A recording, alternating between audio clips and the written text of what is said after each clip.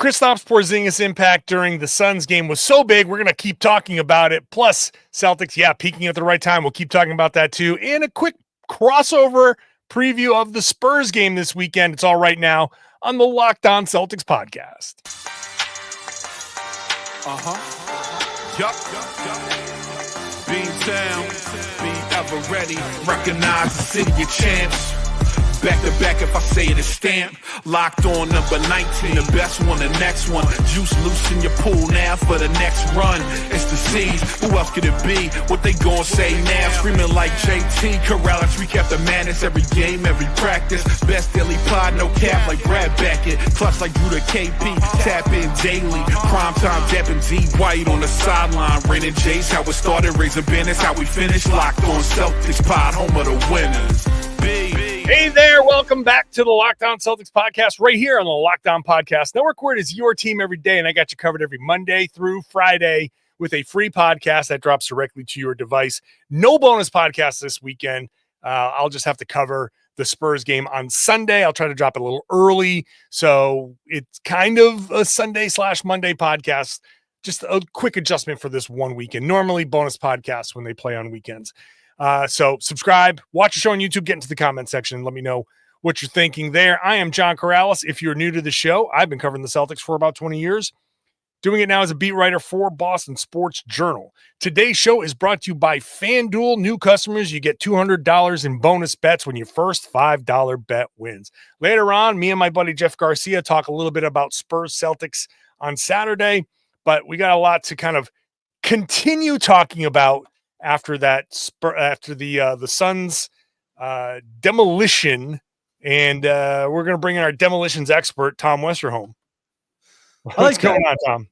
Oh yeah, I like that. You like that? I kind of like, as I was saying, I'm like, you seem like a demolitions expert. That's something that in an alternate life you would have been. Yeah, for sure. Break stuff. That sounds good. Who doesn't like breaking stuff and like explosions and It's very Mac from Always Sunny. I'm an excellent smasher. I'm the best smasher. That's what it is. Let's get back to the Suns. But I keep having the Suns feels wrong because I keep going to the Connecticut Sun games, and I spend so much time over the summer talking about the Connecticut Sun that I have to remember to say Phoenix Suns, plural, because they clearly were not in Phoenix originally. They were from Tatooine. I was going to say, this is a Tatooine situation, not an Earth situation. This is not right. They are from Tatooine with the multiple suns. People don't know this about the Suns' history. That's why they're named the Suns. They were the Tatooine Suns, and then they moved to Phoenix, and they just didn't change it. It's like the Lakers. There are no lakes in Los Angeles. There are no multiple suns in Phoenix, but they were from Tatooine, and they kept the name. So anyway, Tatooine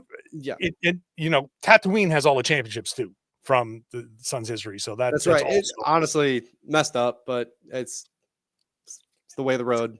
It's how it goes. It goes. So how do you? What was your big takeaway from the Celtics Tatooine game? I mean, look, I think a lot of these games, you feel a little bad, kind of saying the same things over and over again. We're seeing the same things over and over again. It's like. It's just, I mean, this team is so good and just up and down the lineup. I mean, Tatum in, Tatum out, Jaylen in, Jaylen out. You put one superstar in for another superstar, and the team's still very good. With all these, with all these guys around them, like it's one of the things that that these last few weeks of the season, right? These split squads that we get to see are fun. Like it's fun to watch how different guys on the team all work together. Here's a little Baylor Shireman doing a rondo. Like, it's like, okay, this is a good time. I think my number one takeaway was Porzingis, and just how good he is, how good this team is when he's in the lineup. And I think, one of the things I was writing about yesterday on Boston.com is just like really knock on wood, because this is looking like, again, I got a wooden desk here. I'm knocking on it. Everybody, yep. This is looking like he's coming up to the postseason looking healthy, looking confident, looking like he's in full form. And honestly, I think if you're a Celtics fan, you really got to appreciate this opportunity to see Kristaps Porzingis in that form, because you don't know, right? Like a lot of things, like this Celtics team fully realized is so good. And right now they're all healthy and they're all kind of playing well together, and they're kind of putting it all together. This right now is kind of a fully realized version with Kristaps Porzingis. And it would be really fun to see that go the whole way through a postseason. Just see what it does. Like, Yeah. we didn't really get to see that last year. And like, look, this team can win a title without him. We just saw them do it. But like, watching them with him is very interesting, very fun. I want to see it in the postseason. I'm hoping that lasts. So yeah, I think that was my big takeaway. It was just like, man, like he's a really good player. He's a part-time player, but man, is he good. Like, yeah, there's always that little bit of trepidation, that little bit of like when he goes up and gets hit and lands awkwardly. I'm like, okay, he's walking fine. He's jogging. It's like, all right. You got hit. Oh, he's holding his arm. No. He's just scratching himself. Okay, no problem. He's okay. He jumped and landed. Is he going to be? Yep. No. Yeah. Okay. Is always that little bit of what's it going to be? And we always know with Porzingis, if he gets a little bit of like, oh, well, a little something here in my shoulder, it's like, oh, well, his every ligament is busted or something. It's like, you know what? This is a new injury. It's called Kristaps Porzingis syndrome. That's how rare it is. This has actually never happened before. Doctors are calling him a medical miracle or a marvel. Oh, why me? Yeah. So that is always in the back of your head. But I said this after the game yesterday, that he is the cheat code. He is the guy that, yes, as you said, if the Celtics can beat everybody without Porzingis. It's just harder, right? Yeah. The sweeps become 5-6 games. The 6-game series, 5-game series becomes 7 games potentially. An OKC Thunder series becomes scary. Yeah. But that Porzingis healthy at the end is the trump card. It's like, boom, gotcha. Give me all these. And that's what you are just hoping for. As I've said multiple times in this podcast, 14 games. That's all the Celtics need him for. Yeah. The last 14 games of the season. And frankly, if he is healthy and you say you get 14 games out of him in the conference finals and finals, it won't be 14. It'll be 12. It'll be 11. It's going to be a much easier path. He is so disruptive, not only defensively, the way the Celtics, and it was very interesting that Porzingis after the game was like, yeah, we added some wrinkles to the offense. I've seen a couple of these plays where there's like a side pick and roll where Horford gets the switch and he ends up in the post and the Celtics are hitting him from the top of the key down in the post. He's sealing the guy off. And that has led to either easy buckets or kickouts. The Celtics are using their bigs in creative ways, and the double big lineups, him and Porzingis, Horford and Porzingis are really torturing teams now in a way that they haven't earlier.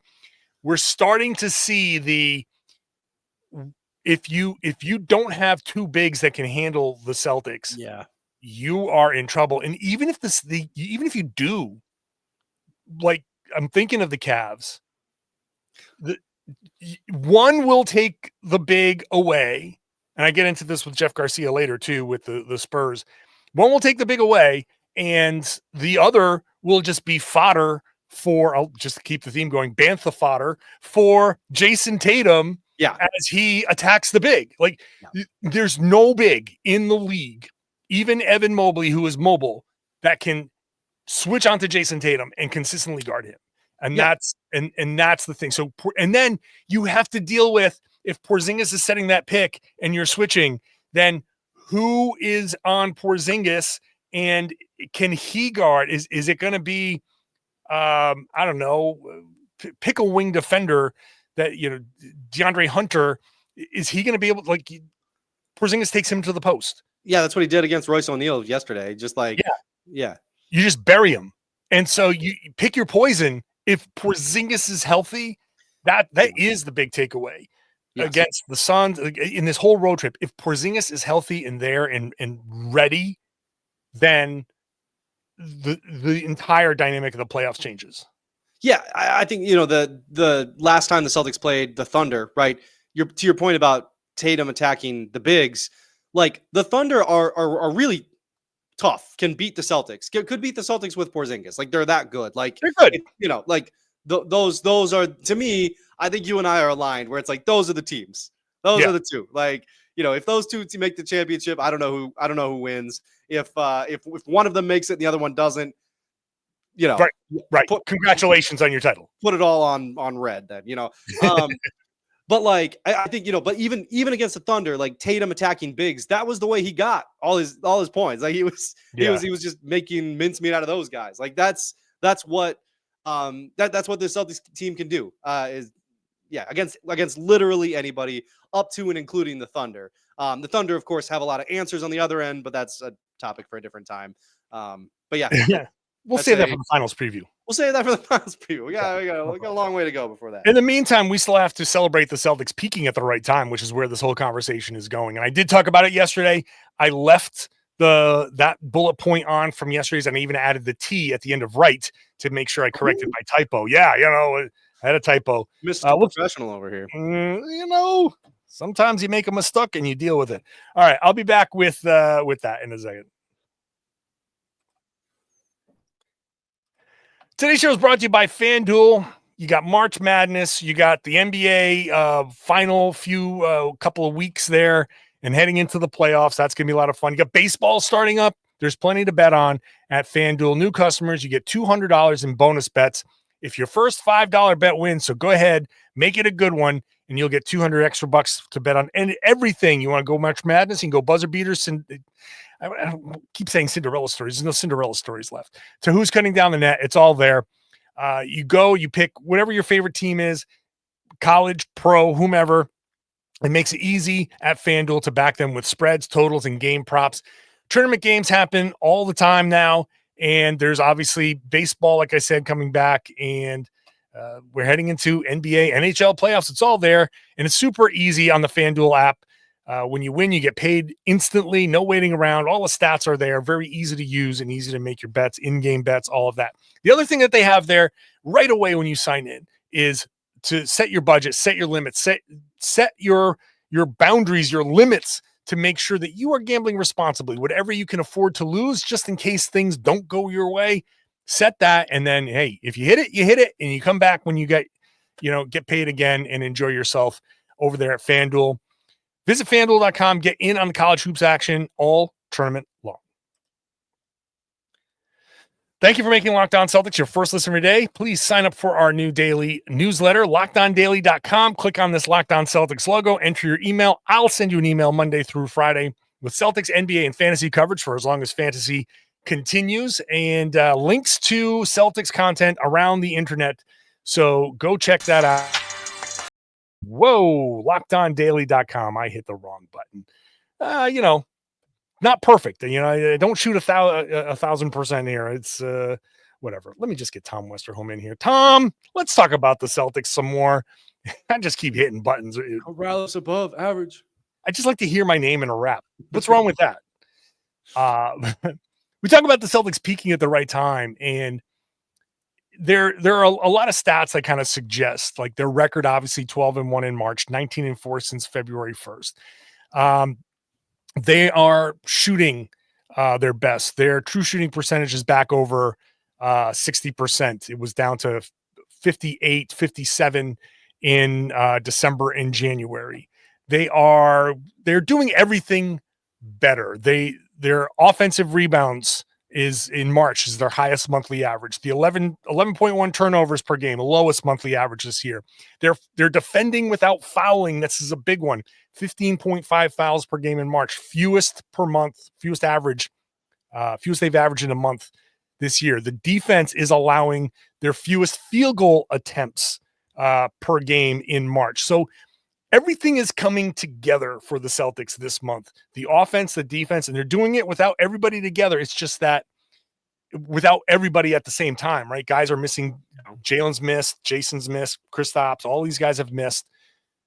But they are playing their most connected basketball, and it shows up in assists. It shows up in Jayson Tatum finding everybody, playing with confidence. It shows up in a bunch of guys hitting career high shooting nights.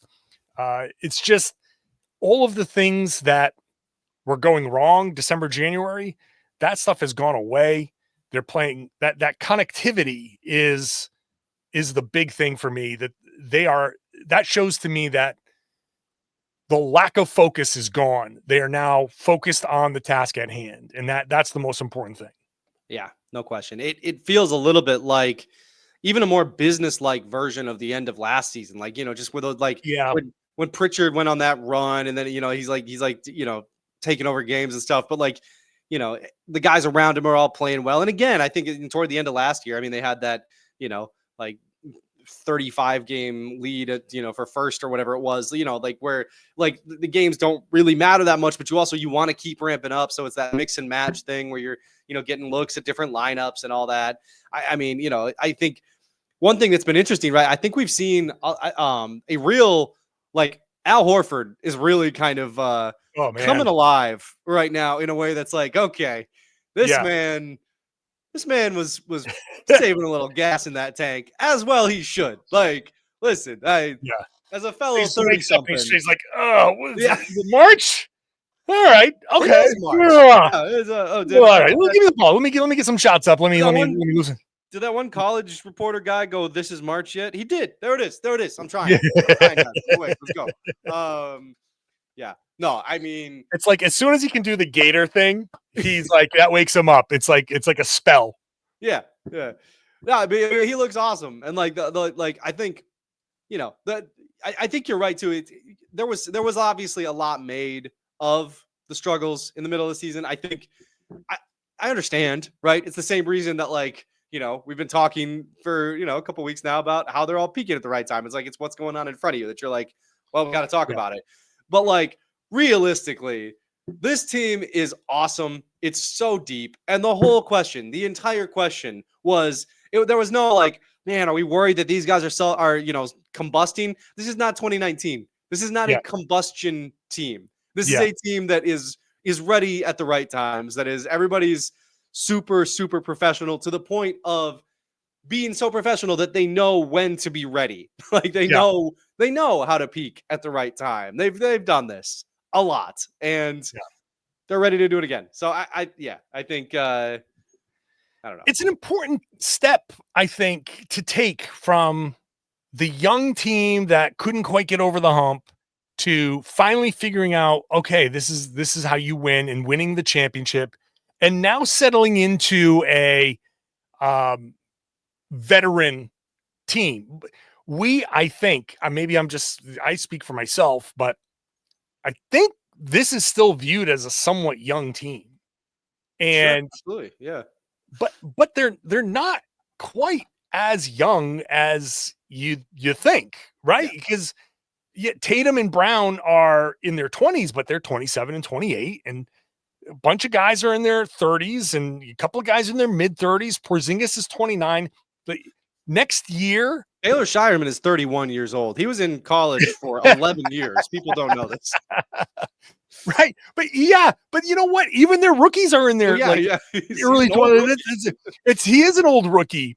Like Peyton Pritchard was an old rookie. Yes. Sam Hauser was an old rookie. Like all of these guys are only a few years into the league, and Shimer's obviously a rookie, but they are still in their mid-20s. This isn't 17, 18, 19-year-olds. Jordan Walsh really is the only kiddo on this team. Like everybody else is. It really is.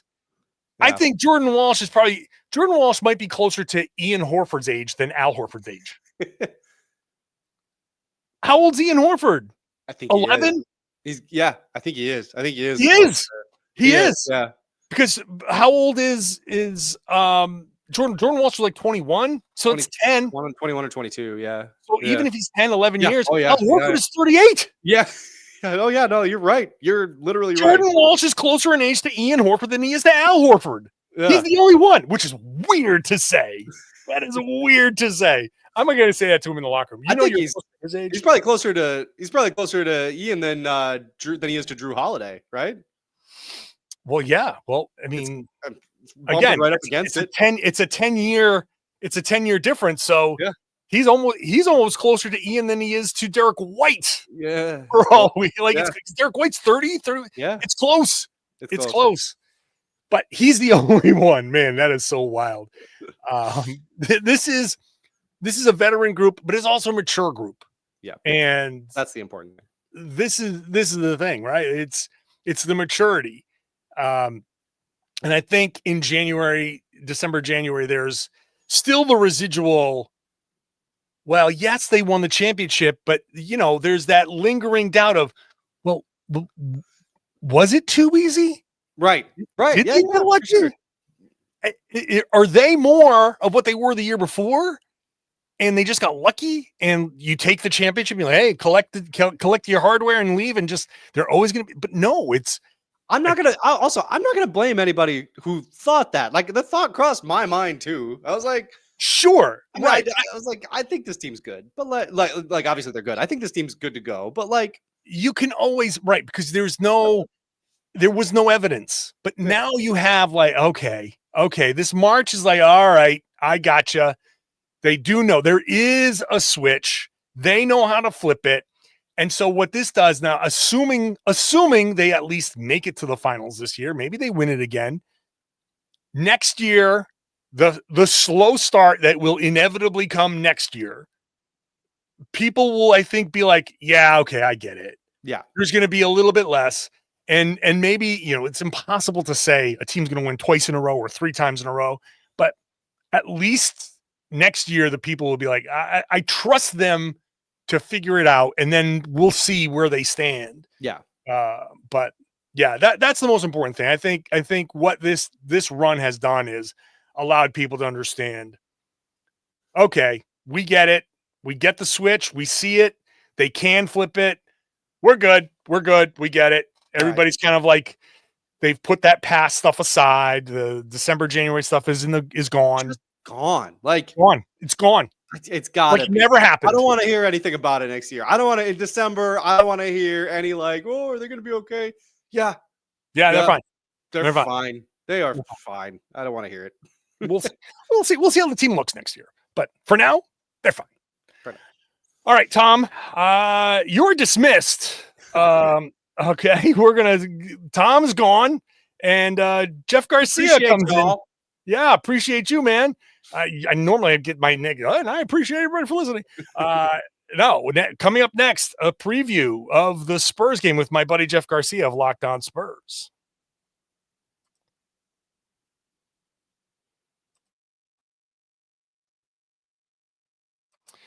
Thanks for making Locked On Celtics your first listen every day. Go check out Locked On NBA, Locked On NBA Game Night.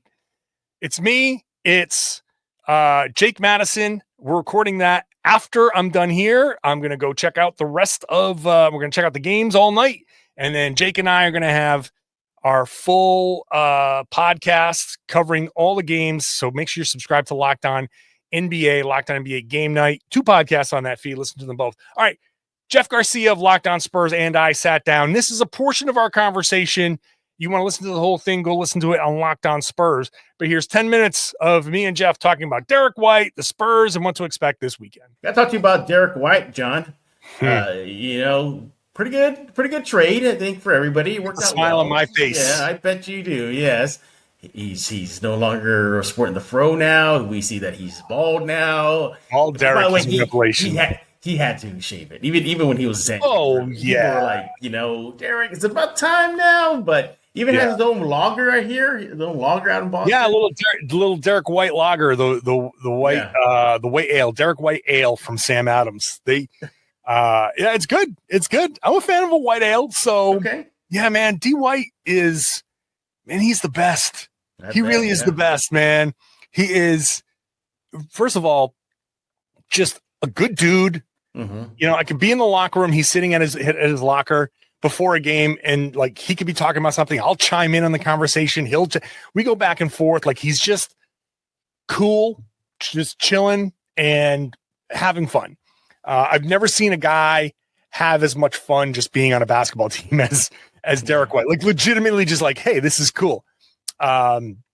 Sarcastic, funny, all of that dad stuff. Jokes. Still got the dad jokes. Going. Yep. It's pretty funny. He's just an amazing basketball player. I say that, like, obviously Jayson Tatum is the best basketball player on the team, like the best player on the team. But I want to say that Derrick White is the best basketball player on the team. Yeah. In that he just does so much fun. Like Tatum is just gifted and he's worked incredibly hard to foster those skills and gifts. But Derrick White is so fundamentally great, makes the right decisions. And now that he's shooting with the kind of confidence, like no one expected him to be this kind of shooter. He is, if he hits 4 3-pointers on Saturday, he will tie the record for most 3-pointers in Celtics history in a season. Wow. And so there's a 3-player race between him, Peyton Pritchard, and Jayson Tatum. They're all going to break the record. But it's just a matter of who crosses the finish line first. And Derrick White now leads. And it's funny. Isaiah Thomas holds the record, and he did it on March 29th. And so March 29th, with Derrick White going back to the Spurs and a chance to tie or break the record, it just makes too much sense. It has to happen. Yeah. It has to happen. Yeah. It like it is going to happen. Right. Yeah. But can any Spurs fan listening or watching have imagined that Derrick White was going to lead a team, break a team record for 3-point shooting? Like, no, like that wasn't his thing. On him when he was in San Antonio. Yeah. I was like, oh, can he be consistent from the field? Can he be consistent from the 3-shot line? He has his lulls. Yeah. He was good. He was okay. He wasn't like when he was a Spur and he took a 3, I wasn't like, oh my God, Derrick, why? I was like, I'm struggling, but now to see that it's almost more on the likely to happen than not happen, that's pretty good for his development. Yeah. I think that the confidence that he has gained, especially since Joe Mazzulla took over, like he flat out says, like, I love Joe Mazzulla because of the confidence that he has instilled in Derrick White.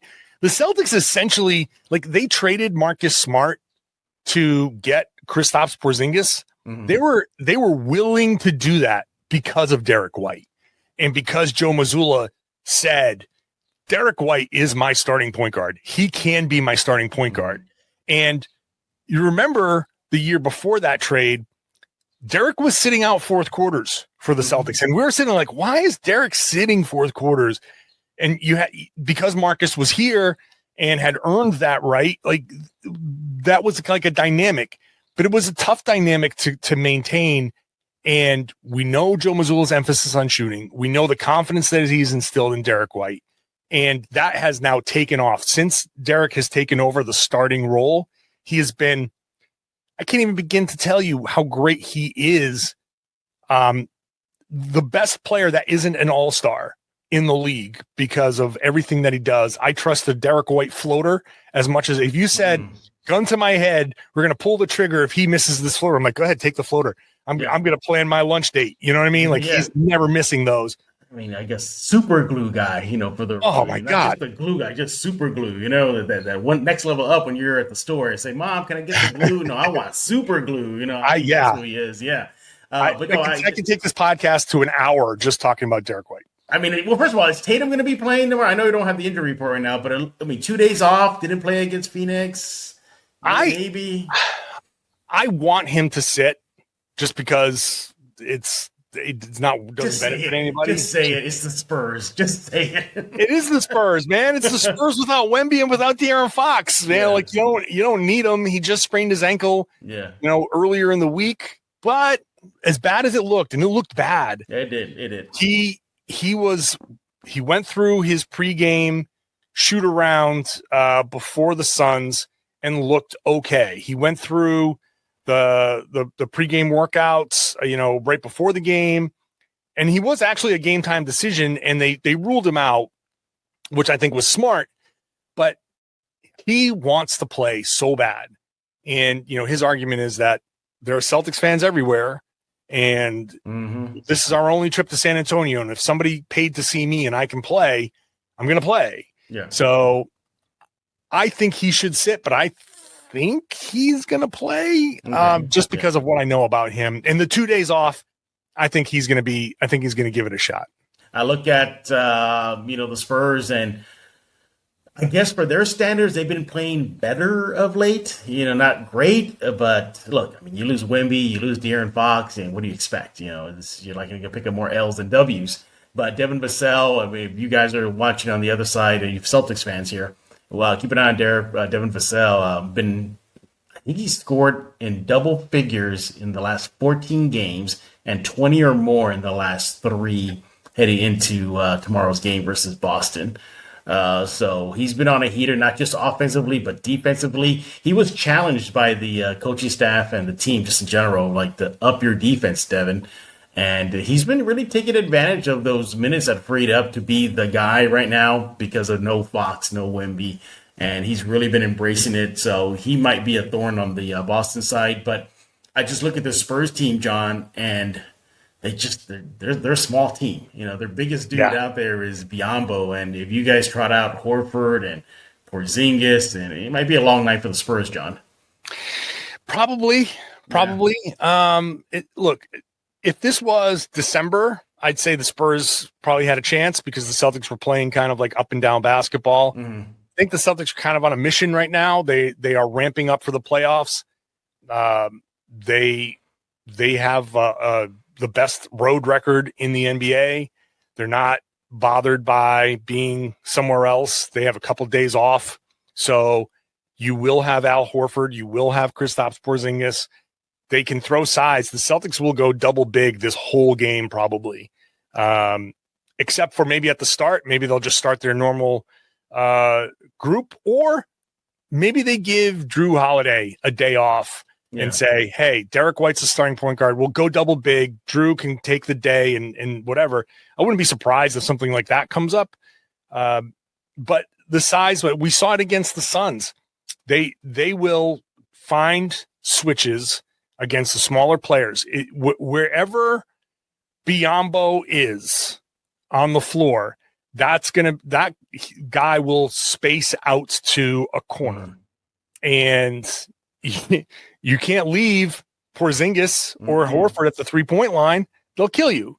Yeah. I think they combined for like 8 3-pointers or 7 3-pointers against the Suns. So the other guy will get switches. They'll run pick and roll.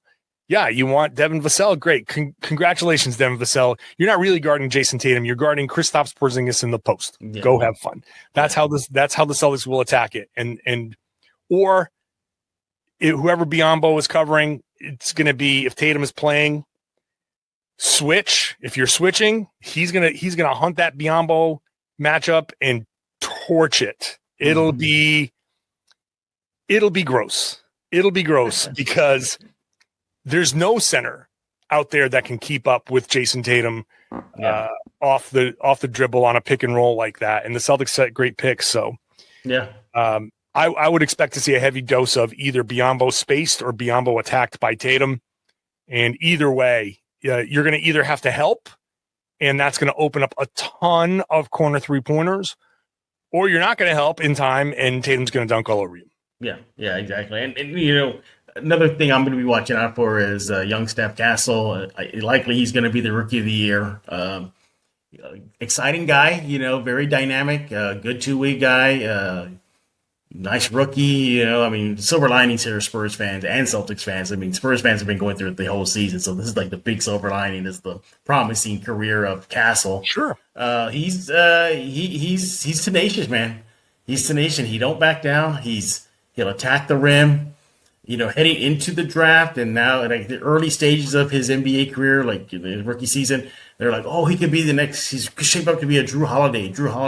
Now they're saying he might be like an SGA at this point, the way, he plays ball. So he could be a thorn on the Celtics side tomorrow night in San Antonio. So if you want to rehear the whole conversation with me and Jeff Garcia, you can hear that all on Locked On Spurs. It was a fun conversation. I always love, Jeff's one of my very good friends. He does a good job over there at Locked On Spurs. A lot of respect for the Spurs organization. This may not be, though, a very respectful game for how the Celtics treat the Spurs, but it is what it is. We'll see. Who knows? These are the types of games that are always kind of interesting. Celtics are rolling, and then Saturday night, not that there's a ton to do in San Antonio, but you never know how a Saturday night game is going to go. Make sure you are subscribed to this show. I will cover the Celtics San Antonio game on Sunday. Remember, I'll cover that on Sunday. That will be, I'll try to do an earlier drop. That will be our, the Sunday show will be the Monday show. So make sure you are subscribed. When you get that, you can watch the show on YouTube. You can get into the comments section and share your thoughts there. And then I would love it if you shared the podcast and told everybody they should be listening to and watching the Locked On Celtics podcast here on the Locked On Podcast Network. It's your team every day.